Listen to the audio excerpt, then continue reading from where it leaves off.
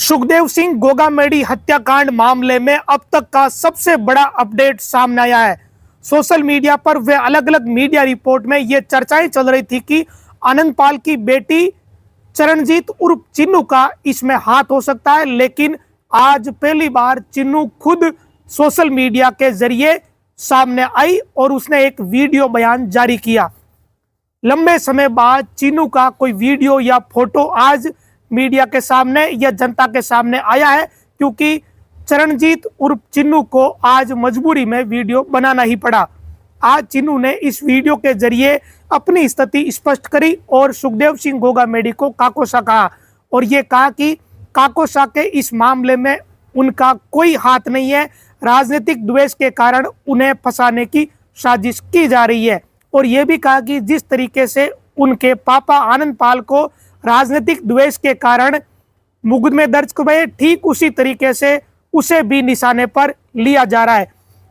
आनंदपाल की बड़ी बेटी चरणजीत उर्फ चिन्नू पिछले कई सालों से दुबई में है और आज पहली बार वो वीडियो बयान के जरिए लंबे समय बाद सामने आई है और इस बयान के बाद मोटा मोटी ये माना जा रहा है कि चिन्नू का इस मामले में कोई हाथ नहीं है। हालांकि पूरी स्थिति तभी साफ होगी जब पुलिस अपना अनुसंधान पूरा कर लेगी। चरणजीत उर्फ चिन्नू ने अपनी तरफ से अपना पक्ष इस मामले में रख दिया और कहा कि सुखदेव काकोसा उनके लिए आदरणीय है। जब पिताजी की एनकाउंटर हुआ जब आनंदपाल का, तो चरणजीत ने इसे लेकर कहा कि वो पिताजी की हत्या थी और सबसे पहले सुखदेव काकोसा इस मामले में न्याय की लड़ाई में सामने आए थे, ऐसे में वो ऐसा सोच भी नहीं सकती। जिस तरीके की बात चिन्नू ने कही है, एक स्क्रिप्ट पढ़ी हुई, जिस तरीके से स्क्रिप्ट पढ़ी जाती है ठीक उसी तरीके से चिन्नू ने यह बयान दिया। ऐसा लगता है कि आनंदपाल की बड़ी बेटी ने अच्छी खासी तैयारी करके ये बयान दिया है।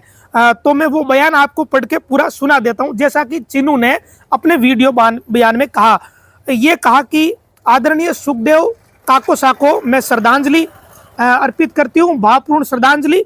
और सुखदेव जी काकोसा हमारे परिवार के लिए हमेशा आदरणीय सदस्य रहे, परंतु कुछ दिनों से भ्रांति फैलाई जा रही है कि मैं काकोसा की हत्या में लिप्त हूं। इसके लिए मैं सभी से ये कहना चाहती हूं कि सुखदेव काकोसा वो शख्स है जो मेरे पिता की पुलिस द्वारा हत्या करने पर उन्हें न्याय दिलाने के लिए सबसे आगे खड़े थे। गौरतलब है कि आनंदपाल का एनकाउंटर हुआ था और उसके बाद साम्राज्य में जो प्रदर्शन हुआ उसमें सुखदेव गोगामेडी उन चुनिंदा लोगों में से थे जिन्होंने प्रदर्शन का मोर्चा संभाला था, ये सब जानते हैं। और इसी कारण ये सवाल खड़े हो रहे थे कि फिर आनंदपाल की गैंग जो है वो जब लॉरेंस बिश्नोई आनंदपाल की गैंग से सांझ रख रहा है तो ये सुखदेव गोगामेडी की हत्या ये गैंग क्यों करेगी, इसीलिए ये सवाल खड़े हुए थे। और तभी जाके लोगों ने इस बात को ऐसे जोड़ दिया कि अगर आनंदपाल की गैंग को वर्तमान में लॉरेंस संचालित कर रहा है और अगर लॉरेंस की गैंग सुखदेव सिंह गोगामेडी की हत्या कर रही है तो फिर हो सकता है कि चिन्नू इसमें शामिल हो। इस तरह का संदेह जताया गया अलग अलग मीडिया रिपोर्ट में भी और अलग अलग जगह इस तरह के दावे किए गए। तब जाकर मजबूरी में आनंदपाल की बड़ी बेटी को इस तरीके से वीडियो जारी करना पड़ा, क्योंकि ये पहली बार है दुबई जाने के बाद आनंदपाल की बेटी का कभी कोई फोटो या वीडियो सामने नहीं आया था। जो नागौर या डीडवाना के लोग नहीं है उन्हें शायद इन बातों के बारे में कम पता है, तो आपको बता देते हैं कि चिन्नू की पहली भूमिका तब सामने आई थी जब आनंदपाल सिंह डीडवाना से वापस अजमेर जेल ले जाते समय फरार हुआ था। तब डीडवाना कोर्ट में जो मिठाई का डब्बा दिया था वो आनंदपाल की इसी बेटी चिन्नू ने दिया था, इस तरह की बात सामने आई थी। उसके बाद चिन्नू को पब्लिकली कभी नहीं देखा गया। आनंदपाल की बड़ी बेटी चिन्नू उर्फ चरणजीत उसी समय यहाँ से दुबई निकल गई, वो वहाँ पढ़ाई कर रही थी इंजीनियरिंग की, और उसके बाद जब मुकदमे दर्ज हो गए तो इन चीज़ों में भी भूमिका आ गई। फिर राजू टेट के मामले की जो पूरी कॉन्स्पिरेसी है उसमें चिन्नू की भूमिका साफ है, सबको पता है। लेकिन इस मामले में चिन्नू ने यह स्पष्ट किया खुद की तरफ से कि सुखदेव गोगामेडी हत्याकांड में उसकी कोई भूमिका नहीं है, उसे इस मामले में लपेटा जा रहा है राजनीतिक द्वेष के कारण, ठीक उसी तरह जैसे उसके पिता के खिलाफ मुकदमे दर्ज करवाए गए थे। तो इस मामले में एक थ्योरी जो बनाई जा रही थी कि लॉरेंस की गैंग और आनंदपाल की गैंग जब राजस्थान में एक है और अब जब सुखदेव गोगामेडी की हत्या हो गई है तो हो सकता है कि आनंदपाल की बेटी भी इसमें शामिल हो। लेकिन ये जो वीडियो सामने आया है इसके बाद पुलिस की जांच निश्चित तौर पे बदलेगी। आम तौर पे जो बड़े गैंगस्टर या बड़ी गैंगवार की वारदातों में जो लिप्त लोग होते हैं वो झूठे बयान जारी नहीं करते, क्योंकि उनकी भी एक साख का सवाल होता है। चाहे रोहित गोदारा की बात करो, लॉरेंस की बात करो, गोल्डी बरार की बात करो, या फिर अब हो सकता है कि चिन्नू की बात करो, ये अपनी बात पर कायम रहते हैं। आमतौर पर ये देखा गया है, जब रोहित गोदारा ने पहले राजू ठेठ की हत्या करवाई, लॉरेंस गैंग का, वो गुर्गा राजस्थान का, तब उसने खुलेआम ये स्वीकार किया, फेसबुक पर पोस्ट करके इसकी जिम्मेदारी ली। अब जब सुखदेव गोगामेडी की हत्या हुई है तब उसने जिम्मेदारी ली। पंजाब में जब सिद्धू मूसेवाला को मारा गया तब गोल्डी बरार ने जिम्मेदारी ली। इसके बाद कई जो वारदातें हुई है वो बाकायदा जिम्मेदारी लेते हैं, फेसबुक पर पोस्ट करते हैं और उस पर कमिटेड रहते हैं, बदलते नहीं है। ये गैंगस्टरों का स्वभाव इन 5-6 सालों में देखने को मिला है। तो ये माना जा रहा है कि चरणजीत और चिन्नू भी जो बात कर रही है वो शायद सही है। फिर आनंदपाल की बेटी चिन्नू जब ये बात कर रही है तो लॉरेंस गैंग को सुखदेव गोगामेडी को क्यों मारना पड़ा, इसके पीछे क्या राज है, ये बहुत बड़ी कॉन्स्पिरेसी राजस्थान में हो सकती है। ठीक उसी तरीके से जिस तरीके से पंजाब में सिद्धू मूसेवाला को मारा गया, ठीक उसी तरह की कॉन्स्पिरेसी इस मामले में अब नजर आ रही है, क्योंकि आनंदपाल की बेटी ने बड़ा साफ कर दिया कि वो हमारे आदरणीय है, मेरी इसमें कोई भूमिका नहीं है।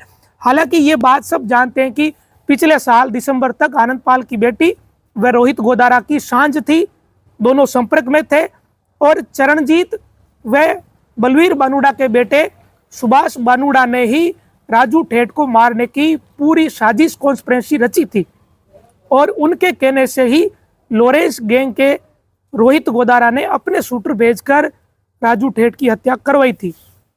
फिर साल भर में क्या बदल गया जो इस तरह की परिस्थितियां बनी, या फिर लॉरेंस गैंग का अपना टारगेट कुछ अलग ही है, वो टास्क लेते हैं, सुपारी किलिंग का काम करते हैं, और फिर दूसरी टास्क इन्होंने ले ली। तो क्या ये सुपारी किलिंग का मामला है और ये बहाना ढूंढ रहे थे कि कोई ना कोई बहाना मिल जाए।